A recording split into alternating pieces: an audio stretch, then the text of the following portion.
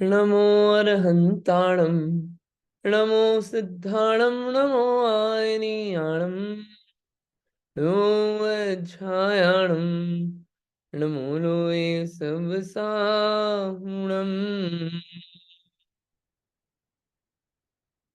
भक्तामर प्रणतमौलिमणिप्रभाणा मुद्योदकं दलितपापतमोवितानम् सम्यक् प्रणम्य जिनपादयुगं युगादा वालम्बनं भवजले पततां जनानाम्।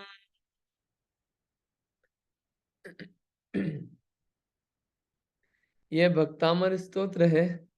भक्तामर स्तोत्र में अपन अभी तक देख के आए 44 काव्य देखे। उसमें मानतुंग आचार्य ने कितने अच्छे ढंग से अलग अलग एग्जाम्पल्स लेके, अलग अलग उदाहरण लेके, अलग अलग उपमाएं देके एक काम किया है। वो काम है एकमात्र भगवान की स्तुति, उनकी वंदना। और वो दर्शाती है कि भगवान के प्रति मानतुंग आचार्य को कितना गहन श्रद्धान था, कितना ज्यादा श्रद्धान था कि उसके कारण ये बात निकल के आई है ना। और ये पढ़ते पढ़ते, इसके पढ़ने का फल भी यही है कि ऐसा ही श्रद्धान हमारे अंदर भी डेवलप हो। इस पूरे भक्तामर स्तोत्र का फल वही होगा कि ऐसी भक्ति और श्रद्धान हमारे अंदर भी डेवलप हो, तो आगे का कार्य बढ़े। श्रद्धान बिना काम चालू नहीं होता है। तो इसमें अपन देखते हैं, अपन ने 44 तक देखा था, आज 45 से चालू करेंगे। ये फोटो है। ये फोटो देख के आपको बताना है कि फोटो में क्या क्या चीजें दिख रही है और क्या समझ में आ रहा है आपको। हाथ खड़ा करिएगा और बताइएगा फोटो में क्या दिख रहा है, क्या समझ में आ रहा है।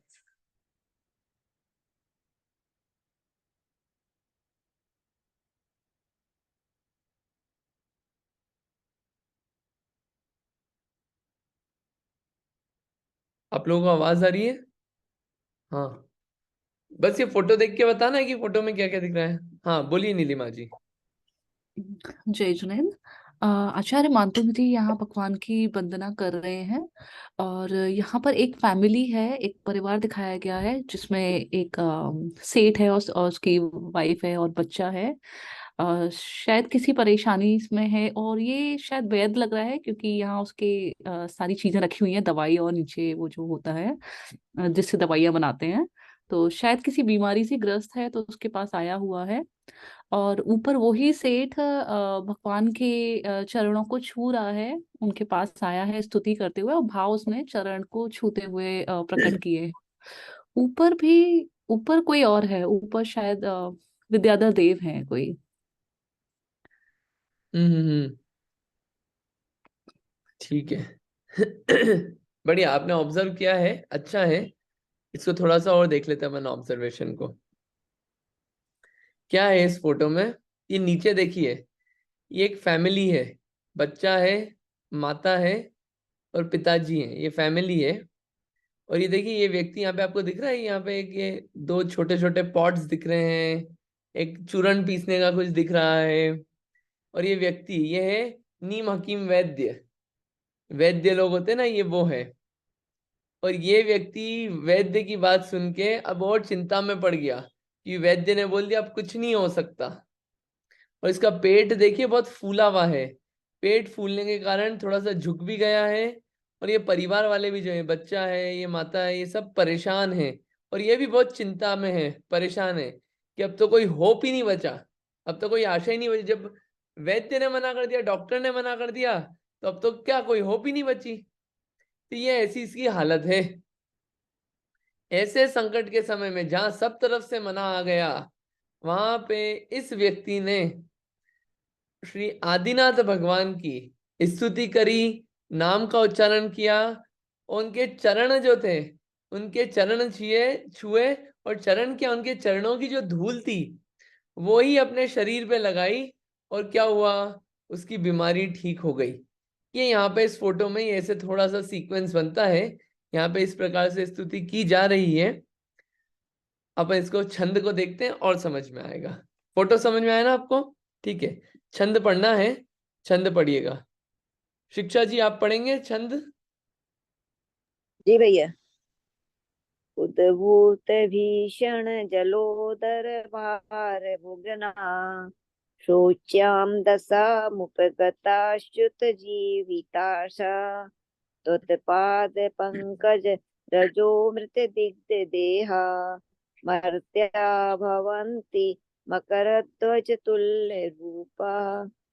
बढ़िया, बहुत अच्छा। उद्भूत भीषण जलोदर भार भुगना शोच्याम दशाम उपगताश्च्युत जीविताशा त्वत्पाद पंकज रजो मृत दिग्ध देहा मर्त्या भवन्ति मकर ध्वज तुल्य रूपा। क्या बोल रहे हैं इसमें? उद्भूत, उद्भूत, उद्भूत शब्द भी आया है पहले। उद्भूत यानी कि उत्पन्न हुए, उद्भूत। भीषण, भीषण अर्थात भयंकर, उत्पन्न हुए भयंकर। जलोदर, जलोदर क्या होता है? जलोदर होता है कि जल का उदर रोग, जल का उदर यानी कि पेट, जल उदर, इसको बोलते हैं जलोदर। ठीक है, तो पेट में पानी भर जाना, क्या होता है? पेट के अंदर पानी बहुत भर जाता है। उस पानी भरने के कारण पेट जो है वो बहुत ज्यादा फूलने लगता है और सूजन आ जाती है। ये बहुत महाभयंकर बीमारी है। इसके कारण क्या होता है? इसके कारण व्यक्ति जो है बहुत कष्ट में रहता है। इस बीमारी को बोलते हैं जलोदर, जलोदर नाम की बीमारी। ठीक है, तो उद्भुत उत्पन्न, भीषण यानी भयंकर, जलोदर, भार भुगना, भार यानी कि भार से, बहुत भारी बना होता है ना, भारा, ये जल भर गया तो उससे उसका भार। ठीक है, भार भुगना, भुगना यानी कि झुकना, तो जल के भार से झुके। ठीक, शोच्याम दशाम उपगताश्युत जीविताशा, शोच्याम यानी कि शोचनीय दशा। अब बिल्कुल ऐसी दशा हो गई कि सोचना पड़ेगा, कैसी हालत हो गई अब तो, मतलब बहुत ही देखी नहीं जाती, ऐसी दशा हो गई है, शोचनीय दशा बिल्कुल। ठीक है, दशा यानी कि हालत, अवस्था, ये दशाम शब्द है। फिर उपगता, उपगता यानी कि प्राप्त हुए हैं, है ना, सोचनीय दशा को प्राप्त हुए हैं। त्वत पाद पंकज रजो मृत दिग्ध देहा, त्वत पाद पंकज, त्वत यानी कि आपके,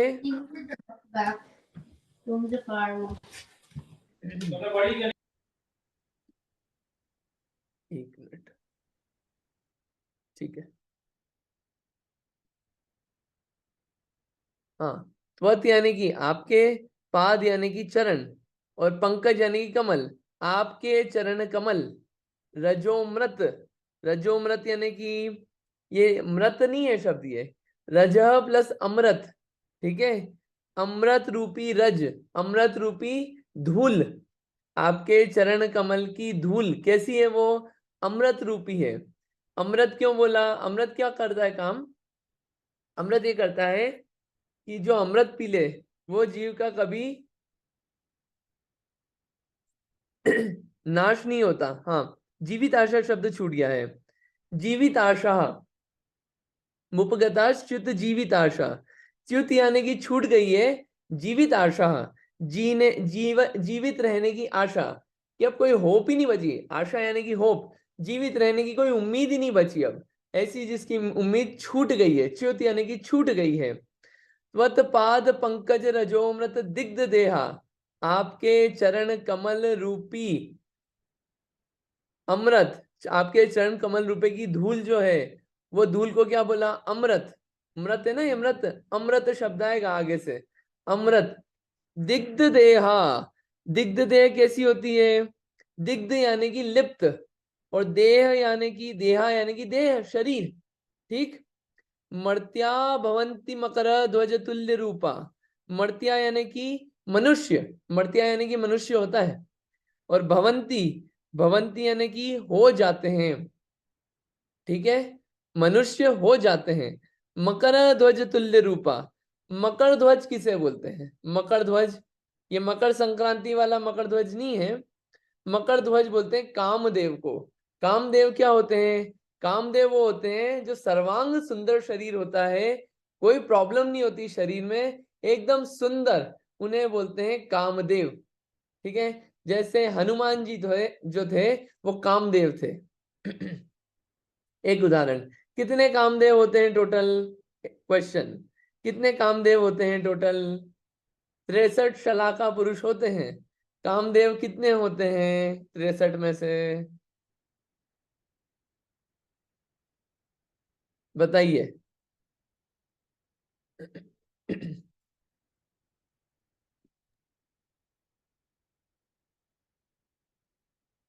नहीं, किसी को नहीं पता?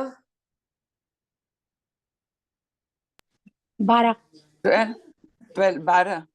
कामदेव 12 होते हैं? पक्का? पता नहीं ऐसा क्यों मुझे याद आया। अच्छा, अपन काउंट करते हैं, थोड़ा आज क्लियर हो जाए। 24 शंकर, ठीक, 12 चक्रवर्ती, कितने हो गए? 36। फिर 9 नारायण, कितने हो गए? 36 और 9 45। ठीक, 9 प्रति नारायण, कितने हो गए? 45 और 9 54। और 9 बलभद्र। बलभद्र, सॉरी, बलभद्र आ गए। हाँ, कामदेव, कामदेव और देख लेंगे। कामदेव 63 शलाका पुरुष में कामदेव नहीं आते, बलभद्र आते हैं। हाँ सॉरी, ये मेरी मिस्टेक है। एक्चुअली जो कामदेव है वो 63 शलाका पुरुष में नहीं आते हैं, लेकिन कामदेव शायद 9 होते हैं। एक बार और चेक कर लेंगे अपन। ठीक है, इसको चेक कर लेंगे अपन। चलिए, तो क्या चल रहा था? मर्त्या भवंती मकर ध्वज। मकर ध्वज बोलते हैं कामदेव को। और तुल्य रूपा, तुल्य यानी कि उन जैसे, और रूपा यानी कि रूप वाले। किनके जैसे रूप वाले? कामदेव के रूप वाले। एक बार इन शब्दों को वापस क्लियर कर देते हैं, दिमाग में बिल्कुल सेट हो जाना चाहिए अपने को क्लास के अंदर ही। उद्बुद भीषण जलोदर भार भुगना। क्या बोल रहे हैं? उद्बुद यानी कि उत्पन्न हुए, भीषण यानी कि भयंकर, जलोदर यानी कि पेट का रोग, जिसमें पेट में बहुत पानी भर जाता है, जिससे व्यक्ति को बहुत कष्ट होता है। पानी इतना भर जाता है, पेट फूल जाता है पूरा। ठीक है, तो उत्पन्न हुआ भयंकर। क्या उत्पन्न हुआ है भयंकर? जलोदर, पेट का रोग। अब ये पेट का रोग हुआ, उससे क्या हुआ? उसके भार से भुगना, उसके भार से, जलोदर के भार से क्या हुआ? झुक गया है। ठीक है, वो व्यक्ति झुक गया है। शोच्याम दशाम उपगताश्च्युत जीविताशा, शोचनीय दशा को प्राप्त हुआ है। उपगता यानी कि प्राप्त हुए हैं। अब जब ऐसी हालत है कि पेट पूरा पानी भर गया है, शरीर पूरा झुक गया है, हालत ऐसी है कि बिल्कुल ओ हो, अब कभी भी जा सकते हैं, तो क्या हुआ? उस व्यक्ति ने क्या? च्युत जीवित आशा, उस व्यक्ति ने जीवन जीने की आशा ही छोड़ दी कि भैया कब चले जाएं अपन इस दुनिया से, पता नहीं। क्योंकि पानी भरा हुआ है पेट में, अब इतना पानी भरा है, फंक्शनिंग पूरी बिगड़ जाएगी बॉडी की। शरीर भी झुक गया है पूरा, हालत इतनी खराब है। अब तो भैया जब तक जी ले तब तक जी ले, भगवान भरोसे हैं। चित तो जीने की उम्मीद ही छोड़ दी। अब पता नहीं जिएंगे कि नहीं जिएंगे। ऐसी बिल्कुल हालत हो गई, ऐसी बिल्कुल सोचनीय दशा है कि अरे क्या होगा अपना।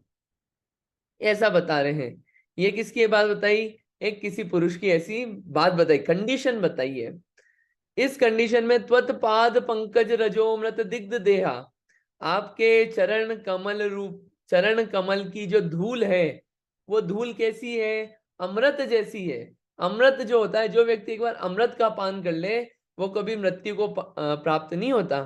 तो आपके चरण कमल की धूल कैसी है? अमृत समान है। अमृत दिग्ध देहा, अपने इस शरीर पर, दिग्ध देहा यानी कि इस शरीर पे लिप्त कर ले, लगा ले। ठीक है, मर्त्या भवंती मकर ध्वज तुल्य रूपा। मर्त्या यानी कि वह मनुष्य हो जाते हैं, क्या हो जाते हैं? मकर ध्वज के रूप के समान, यानी कि कामदेव के रूप के समान हो जाते हैं। कामदेव जो होते हैं वो बीमारी से ग्रस्त नहीं होते हैं। ठीक है, तो ये यहाँ पे बात कही है।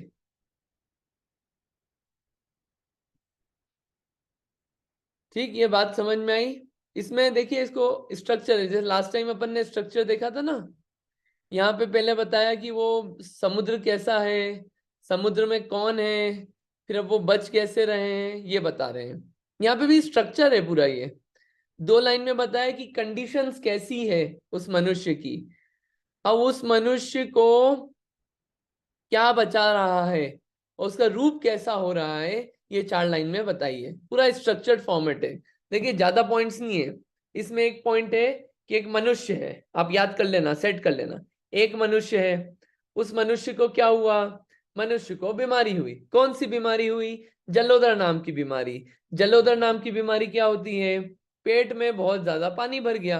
पानी भरने से क्या हुआ, वो पेट फूल गया। ठीक, तो उसके कारण क्या हुआ, ये जो बीमारी भी है कैसी, इसकी इंटेंसिटी बता रहे हैं कि बहुत भयंकर बीमारी है। बीमारी हुई, भयंकर बीमारी हुई, उसके कारण क्या हुआ, बीमारी के कारण वो व्यक्ति का शरीर पूरा झुक गया, अब हालत नहीं बची।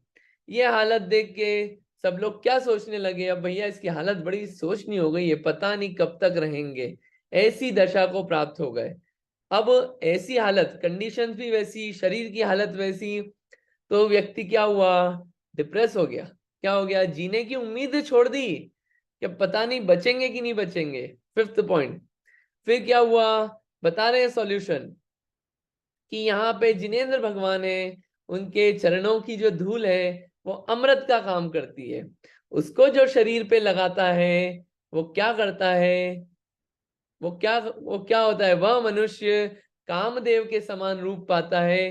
कहाँ तो मरने वाला था, सारी प्रॉब्लम्स जो होती है वो सॉल्व हो जाती है। ये यहाँ पे इतनी बात कही है, इसका और अभी अर्थ देखना है, लेकिन ये मूल मूल अर्थ है शब्दों का। क्लियर हुआ? अब आप एक बार कनेक्ट करिए कि क्या बताया। वैसे तो सब कुछ बता दिया है मैंने, लेकिन फिर भी आप कनेक्ट करिए, फिर अपन इसको बहुत अच्छे से और एक बार रैप अप करेंगे इस चीज को। चलिए ट्राई करिए, बहुत क्लैरिटी हो गई होगी। आज तो सबको ट्राई करना चाहिए। अपन ने बहुत डिटेल में देख लिया है।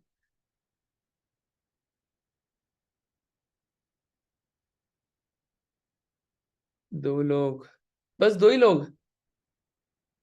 आपको समझ में नहीं आया तो आप जरूर पूछना।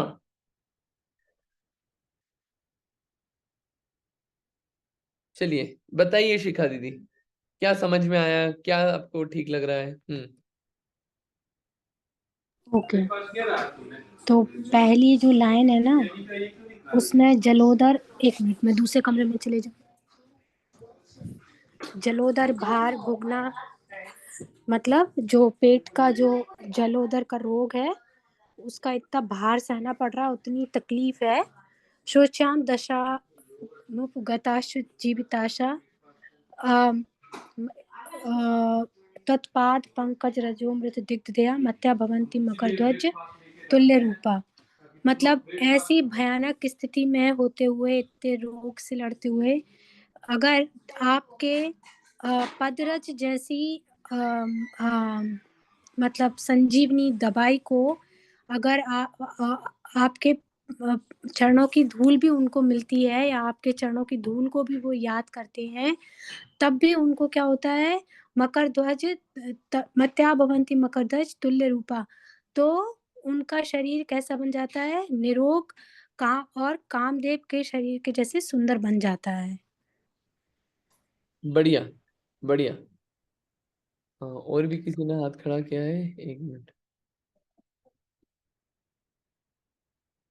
हाँ, और भी कोई शिक्षा जी, आप भी कुछ बताना चाह रहे हैं क्या, कुछ डिफरेंट?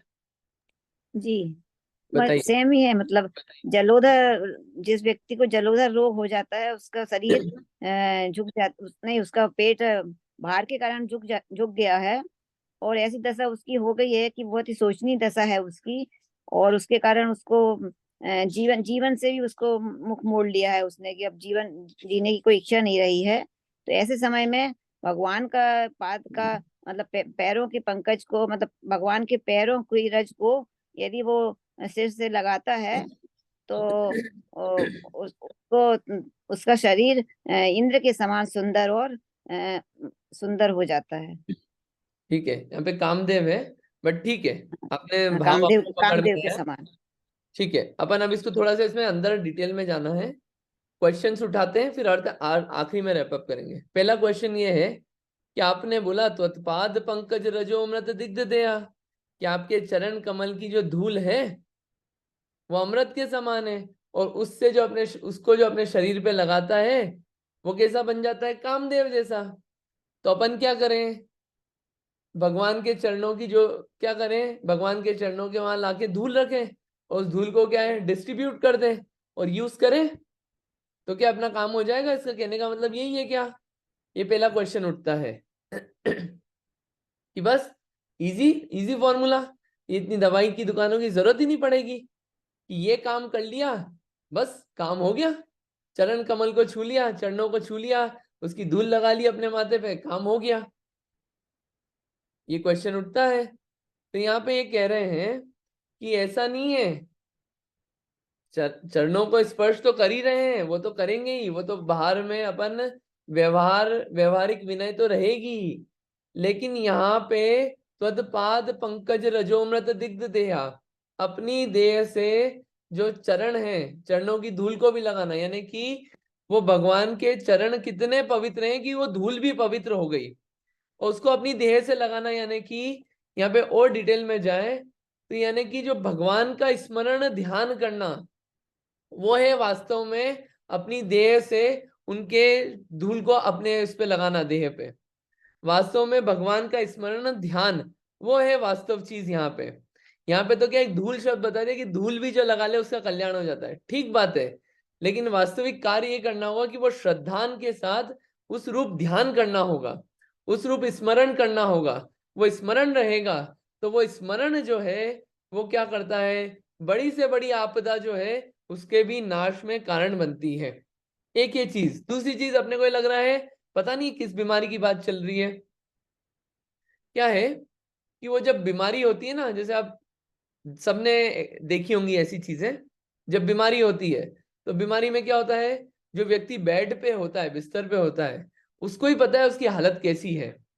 उस हालत में वो कष्ट सहा नहीं जाता उससे बीमारी का, कि अरे यार एक तो कहाँ अपन हॉस्पिटल में पड़े हुए हैं, और हॉस्पिटल के अलावा बार बार दवाइयां खाओ, इंजेक्शन लगवाओ, और इसके अलावा तो ये तो फिजिकल पेन, ठीक है। दूसरा, वचनों में भी सब डिप्रेसिंग बातें करते हैं। आसपास वाले जो भी आते हैं हॉस्पिटल में जाके पूछते हैं, अरे आपको क्या हुआ, वही पूरी स्टोरी सुनना है, मतलब वो वही की वही दिमाग में उनको रिपीट करवाना है कि अरे हाँ मैं बीमार हूँ। तो वो वही वही चलता रहता है वचनों में। और मन में एनवायरनमेंट वही है, लोग बातें वही करते हैं, तो मन भी वैसा ही होता है। मन वचन काय तीनों से व्यक्ति की हालत खराब हो जाती है हॉस्पिटल में। आधे से ज्यादा व्यक्ति तो इसीलिए परेशान रहते हैं हॉस्पिटल में, कि प्रफुल्लित नहीं रहते। जो जितना खुश रहता है वो उतनी जल्दी ठीक हो जाता है। तो हालत ऐसी है कि जो बहुत वृद्ध है, बीमार है, और बहुत बीमारियां हैं, ठीक होने की उम्मीद छोड़ दी, डॉक्टर ने भी जवाब दे दिया, वो क्या बोलेगा, अरे यार कब जाऊं मैं, कहाँ बोझ बने हुए अपन। ऐसी हालत हो जाती है बिल्कुल, सबने मना कर दिया कुछ नहीं हो सकता, ऐसी हालत है। इस हालत में भी क्या सॉल्यूशन है, उस हालत में भी जीने की उम्मीद भी जगती है, मृत्यु भी नहीं होती है, और कामदेव के समान सुंदर शरीर बनता है। ये सब कार्य होते हैं किससे, भगवान पे श्रद्धान से, भगवान की भक्ति से। जो भगवान के चरण रज है वो भी व्याधि का नाश करने में निमित्त बनती है, निमित्त बनती है। निमित्त बनने में कोई आपदा नहीं है। आपको अपन वो पढ़ते हैं परम ऋषि स्वस्ति मंगल विधान पाठ, जो 64 रिद्धिधारी मुनिराज हैं, उनमें कुछ रिद्धियां ऐसी भी है कि मुनिराज का थूक निकला, वो थूक पास में किसी को मान लीजिए बहुत बीमारी हो रही थी, कोढ़ हो रहा था, वो थूक लगा दिया, ठीक हो जाएंगे। वो रिद्धि है, ये रिद्धि का प्रभाव है, निमित्त नैमित्तिक संबंध है वहां पे, ऐसे कार्य होते हैं। लेकिन यहाँ पे जो मुख्य चीज ग्रहण करने की है वो ये है कि अगर जीने की आशा भी छोड़ दी हो तो जीने की आशा मत छोड़ना। ये क्या है, भगवान का सहारा लेना, चत्तारी शरणम, अरियंत भगवान, सिद्ध भगवान, साधु और धर्म, ये 4 शरण है। कोई नहीं होगा, ये 4 चीजें तो रहेगी ही। तो जीने की आशा नहीं छोड़ना, दुख आ जाए बीमारी आ जाए तो वो नहीं छोड़ना, सारे कार्य जो होंगे वो अच्छे होंगे। यहाँ पे लौकिक सुविधाएं तो मिलेगी ही, लेकिन क्या है, उसके अलावा भी जो बीमारी है वो भी ठीक होगी। वो कौन सी बीमारी है, इसको थोड़ा और अर्थ देखते हैं अपन, थोड़ी सी आपको क्लैरिटी बड़ी होगी। क्या है यहाँ पे, एक और बात ये बोल रहे हैं चरण रज। अब देखिए जलोदर यहाँ पे, ये तो अपन ने बाहर जलोदर देखा, बाहर की बीमारी। किसी को मान लीजिए जलोदर हो रहा है ठीक है, जलोदर से यहाँ पे लेना अन्यथा श्रद्धान, सच्चा श्रद्धान नहीं है कि मैं कौन हूं और शरीर कौन है। ये श्रद्धान उल्टा है, मिथ्यात्व रूपी जलोदर नाम की बीमारी हो गई है। उससे क्या हुआ, ये जीव अनेक प्रकार के कर्म के जो उदय आते हैं उससे झुका हुआ है, परेशान है, और ऐसे दुख आ रहे हैं कर्म के उदय, और मिथ्यात्व उल्टा पड़ा है, उल्टी मान्यताएं पड़ी है, तो हमेशा कुछ ना कुछ दुख रहता है। ऐसी मान्यताएं पड़ी है कि मैं किसी का करूंगा तो ही कार्य होगा, ये मान्यता पड़ी है। दूसरा, जितनी भी वस्तुएं मेरे करने से ही कार्य हो रहा है, मैं इसका भोगने वाला हूं, ये मेरे हैं, ये जो है ये मिथ्यात्व रूपी जलोदर है। और इसके कारण क्या हो रहा है, बहुत कष्ट हो रहे हैं कर्म के द्वारा, क्योंकि मान ऐसा रखा है लेकिन ऐसी चीजें होती नहीं है। मान रखा है कि मैं चलाने वाला हूं, मैं करने वाला हूं, लेकिन चीजें जो है वो इंडिपेंडेंट है, वो अपने अकॉर्डिंग वर्क करती है, और वहां पे लगता है, फिर वहां पे कष्ट होते हैं। और वो कष्ट में क्या होता है, जब कार्य अपन जैसा सोचते हैं वैसा होता नहीं है, तो क्या होता है, अरे यार सब बेकार है, कोई सुनता नहीं है, सब फालतू है, ऐसा फील आने लगता है। वहां पे उम्मीद छूट जाती है, क्या है ये सब बेकार दुनिया, ऐसा अजीब सा लगने लगता है। और उसके कारण क्या होता है, जितना भी आचरण है वो आचरण भी मिथ्या आचरण होने लगता है। ऐसे स्थिति में जो व्यक्ति आपके चरणों का सहारा लेता है, आपके चरणों की जो धूल है, वहां से जो उस रूपी जो धूल का जो अमृत पीता है, यहाँ पे धूल और अमृत से भी ले सकते हैं, भगवान के बताए हुए मार्ग पे जो चलता है, वो मनुष्य मकर ध्वज समान होता है। मकर ध्वज समान यानी कि जो मिथ्यात्व रूपी रोग है, वो रोग भी नाश को प्राप्त होता है, और सबसे सुंदर यानी कि भगवान के समान अवस्था को प्राप्त होता है। ये दोनों अर्थ निकल सकते हैं। पहला अर्थ शाब्दिक अर्थ है, दूसरा अर्थ तो जितना सोचो डायरेक्शंस, उतने डायरेक्शंस निकल जाते हैं। थोड़ा डिटेल में हो गया, लेकिन आई होप थोड़ी सी क्लैरिटी बढ़ी होगी। ठीक है, ये फोटो देखते हैं एक बार और फिर इसको एकदम क्रिस्प क्लियर बन जाएगा। हे भगवान, कि आप धन्य हैं। क्यों? क्योंकि ऐसा व्यक्ति जिसको बहुत भयंकर बीमारी हो गई, पेट की, पेट में बहुत पानी भर गया, परिवारजन सब परेशान हैं, और वैद्य ने मना कर दिया कि भैया आप जीने की कोई उम्मीद नहीं, अपनी बच सकते। ऐसा व्यक्ति बहुत सोचनीय हालत में पड़ गया, मैं क्या करूंगा, मेरा क्या होगा, और जीने की उम्मीद छोड़ दी। ऐसा व्यक्ति जब आपका सहारा लेता है, आपके चरण कमल का आश्रय लेता है, आपके बताए हुए मार्ग को अमृत पीता है, वो व्यक्ति कामदेव के समान, ये ऊपर जो फोटो है, कामदेव के समान सुंदर शरीर तो प्राप्त करता ही है, और जो बीमारी है वो भी नाश को प्राप्त होती है। ये किसका कमाल है, ये भगवान के प्रति भक्ति का कमाल है। ये व्यक्तित्व ऐसा है कि उनके गुणों के स्मरण से जितनी व्याधियां हैं वो नाश होती है। शारीरिक व्याधियां नाश होगी ही, लेकिन जो वास्तविक व्याधि है जिससे शरीर प्राप्त होता है, वो संसार में उत्पन्न जन्म मरण रूपी व्याधि है, वो भी नाश को प्राप्त होती है। ये यहाँ पे बताया गया है। क्लैरिटी बढ़ी, आपको क्लियर हुआ कि क्या क्या बातें बोल गए इसमें, क्या क्या चीजें चल गई। अगर समझ में आ गया हो तो आप रिवाइज करवा दीजिए कि क्या समझ में आया है।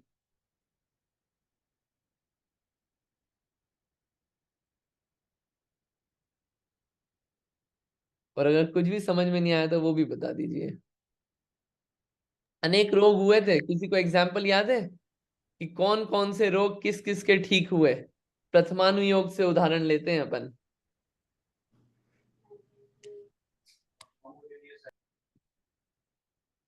हाँ, कौन बोल रहे हैं आप में से? हाँ जी, कौन बोल रहे हैं? हाँ जी, उमा जी प्लीज बताइए आप। उस श्रीपाल राजा को कुष्ठ रोग हुआ था बढ़िया। और मैना सुंदरी ने सिद्ध चक्र विधान किया और उसके गंधोदक छींटे, उससे उनको अच्छा हो गया। उसके 700 और भी थे शिष्य। बढ़िया, ठीक है। और कोई उदाहरण?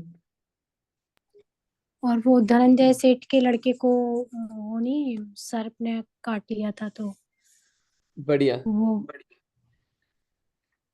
बहुत अच्छा, आ, ठीक है। और उदाहरण आते हैं कौन कौन से? एक थे समंत भद्र आचार्य, जिन्होंने रत्नकरण श्रावकाचार नामक ग्रंथ लिखा है। उनकी भस्मक व्याधि रोग दूर हुआ था। उनको बहुत भूख लगने लग गई थी, कितना ही खा ले पेट ही नहीं भरता था। तो वो जो व्याधि है वो भी ठीक हुई थी। वो कथा है पूरी। उन्होंने बाद में स्तुति करी, स्वयंभू स्तोत्र लिखा।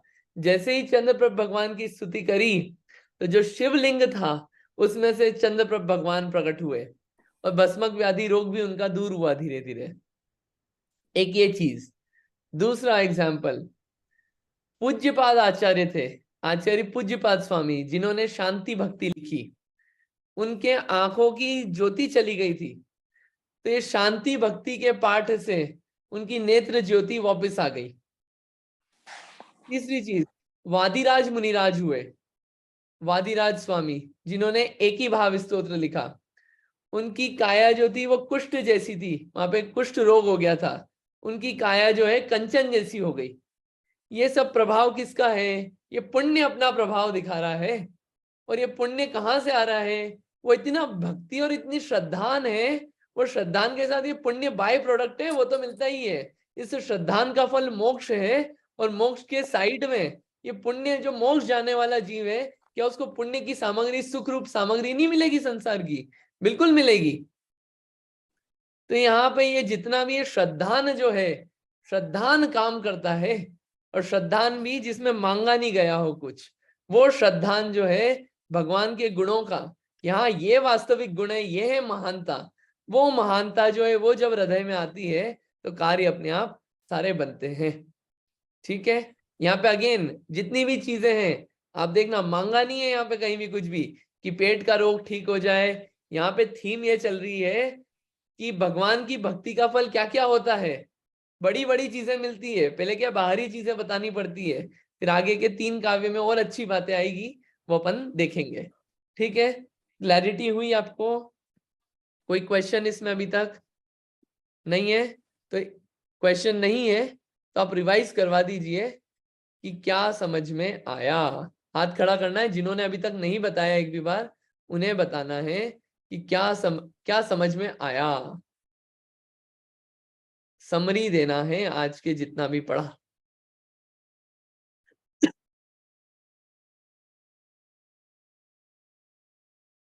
हाँ ठीक है, विदुषी जी बताइए प्लीज।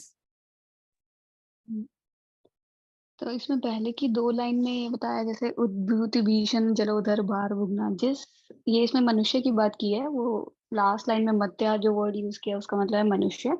तो इसमें बताया जिस मनुष्य को फर्स्ट हाफ में बताया जिसे भयंकर जल का उदर रोग हो गया, मतलब पेट में जल के कारण कोई जैसे पानी भरता जा रहा है या वो वैसा रोग अगर उत्पन्न हो गया है और उसके कारण भार भुगना, मतलब उसकी कमर झुक गई है या वो खुद झुक गया है बिकॉज ऑफ पानी भरने के कारण। तो चाम दशा मुप गताश च्युत जीविताशा, इसका मतलब है कि ऐसी शोचनीय दशा को जिस बंदे जो प्राप्त हो गया है उसकी जीने की इच्छा खत्म हुई है।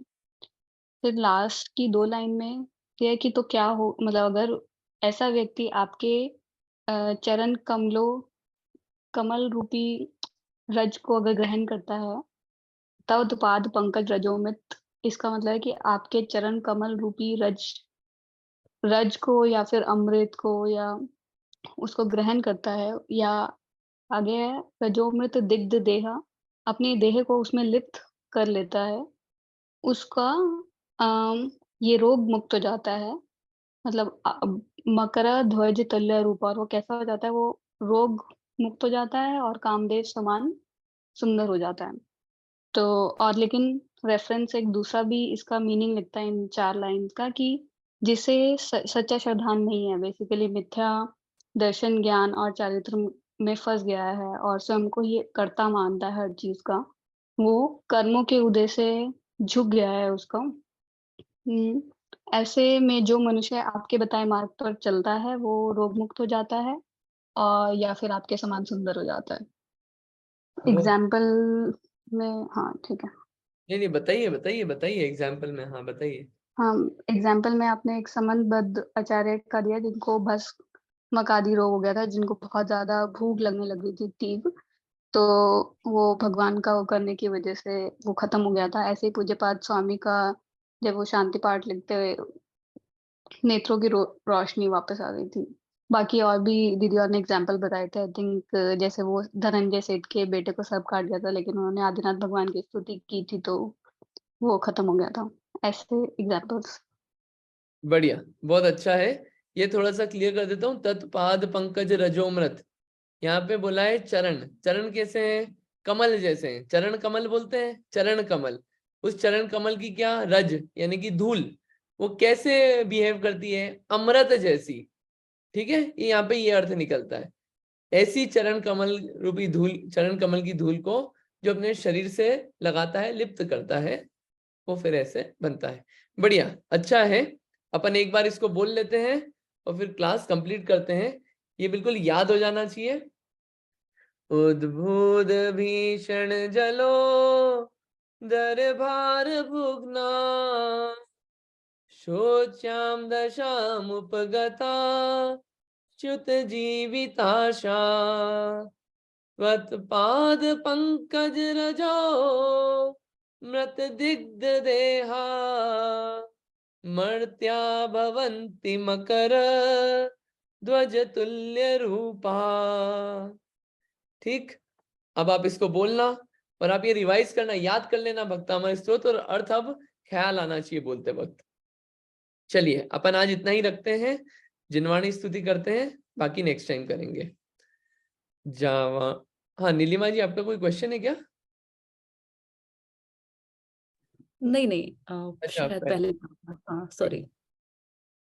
जावाणी के ज्ञान से सूझे लो कालो, सोवाणी मस्तक नमो सदा देत हूँ ढोक, है जिनवाणी भारती तो हे जपो दिन रैन, जो तेरी शरणा गए सो पावे सुख चैन। जिनवाणी माता की जय। 9 बार नमोकार मंत्र सभी से। जय जिनेन्द्र।